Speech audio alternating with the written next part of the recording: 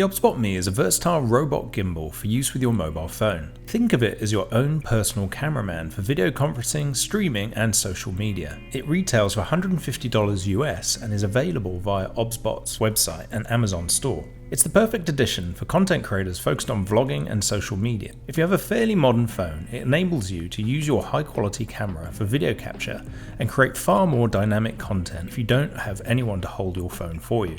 However, while originally conceived for using your phone for creating content, with a little bit of extra work, you can also use it as part of your game stream setup or for video conference meetings, which I'll explain later on in this video.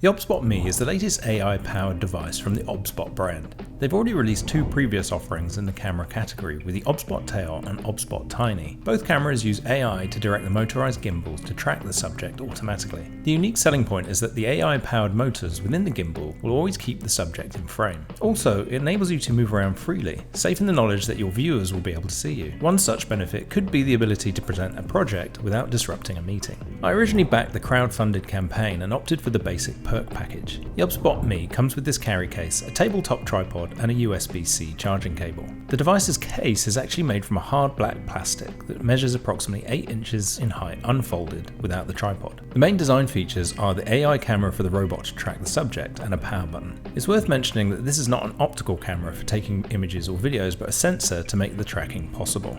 The top half features the mounting bracket that will comfortably hold an average size phone.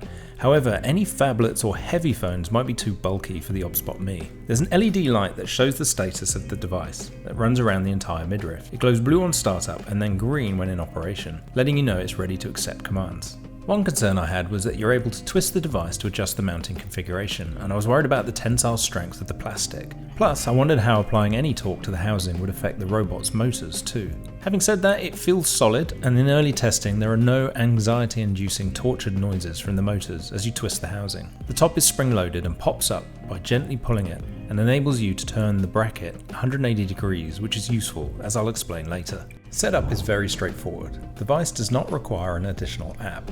Once powered up, control of the Obsbot Me is managed via hand gestures, which the robot reads to start and stop the tracking. Getting the Obsbot Me to register hand gestures can be a little bit tricky. Your hands need to be seen by the robot sensor at a certain position. Also, if you're the kind of person who uses their hands a lot, there's a chance you'll accidentally switch the tracking on and off. The tabletop tripod included with the device is suitable for desk level call. However, the base is also compatible with 1/4 inch tripod screws, so it can be used to set up for more varied environments, including desk monopods. The tracking is extremely smooth as advertised. Obsbot's marketing has spent a lot of time comparing its product to less refined competitors, and the tracking delivers against its promise. AI seamlessly keeps track of the subject, and once identified, it won't be distracted by other subjects entering the frame. The motor is also soundless, which is obviously important for avoiding audio pickup during meetings or video shoots. For avid TikTokers and vloggers, the Obsbot Me is going to be invaluable for keeping you in the frame. The fidelity of the tracking is such that it gives the viewer the impression another human being is actually behind the camera, and even then probably does a better job at tracking than most. As mentioned earlier, with a little bit of extra work, you can also use the Obsbot Me for streaming, creating more dynamic live streams. If you're using XSplit, you can download the XSplit Connect webcam app, and that will enable you to turn your mobile phone into a separate camera input. OBS can also be set up in a similar way, apps like DroidCam OBS and IP Webcam. I've included links to the apps in the description. The webcam apps also enable you to use your phone as a traditional webcam for video conferencing on your PC.